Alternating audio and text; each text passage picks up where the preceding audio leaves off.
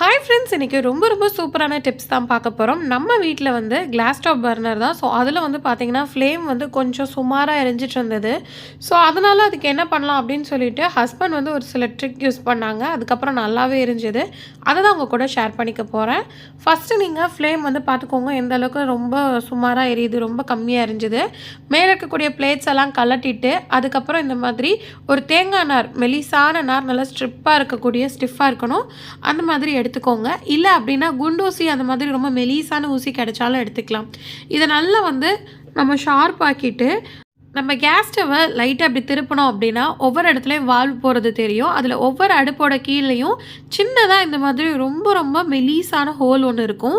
So அதில் தான் நம்ம எடுத்துருக்கக்கூடிய இந்த நாரை வந்து நம்ம வந்து விட்டு எடுத்துக்க போகிறோம். கொஞ்சம் நீளமாக எடுத்துக்கணும், அப்போ தான் உள்ளே வந்து விழாமல் இருக்கும். உங்களுக்கு வந்து இது அந்தளவுக்கு வந்து சாட்டிஸ்ஃபைடாக இல்லை அப்படின்னா நீங்கள் குண்டூசி கூட எடுத்துக்கலாம். அல்லது ஸ்டவ் பின்லாம் இருக்குது பார்த்தீங்களா, அதில் கொஞ்சம் நீளமாக இருக்கக்கூடிய சைஸ் வாங்கி வச்சுக்கிட்டிங்கன்னா இது மாதிரி அடிக்கடி ஸ்டக் ஆகிற அடுப்பை சரி பண்ணுறதுக்கு ஈஸியாக இருக்கும். எங்களுக்கு ஒரு கட்டத்தில் இந்த மாதிரி குண்டூசி தான் வந்து கொஞ்சம் ஹெல்ப் பண்ணுச்சு.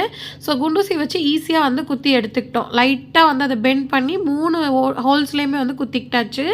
அதுக்கப்புறம் எரியிறதை பாருங்கள், ரொம்பவே சூப்பராக எரிஞ்சுது. இந்த மெத்தட் நீங்கள் பண்ணும் போது அடப்பெல்லாம் எடுத்து சூப்பராக எரிய ஆரம்பிச்சிடும். சப்போஸ் உங்களுக்கு அடப்பு இன்னுமே இருக்குது அப்படின்னா சைக்கிள் டியூபை அதே ஹோலில் லைட்டாக வச்சுட்டு ஒரு 2 தடவை நீங்கள் பம்ப் பண்ணி எடுத்துக்கிட்டிங்கனாலே அதில் இருக்கக்கூடிய தூசியெல்லாம் போய் சூப்பராக எரிய ஆரம்பிக்கும். இதுக்கு நம்ம வந்து ஆள் கூப்பிட்டு செலவு பண்ணணும்னு அவசியமே இல்லை. கண்டிப்பாக அந்த டிப்ஸ் பிடிச்சிருக்க நம்புறேன். வீடியோ பிடிச்சிருந்தா like and subscribe. Thanks for வாட்சிங்.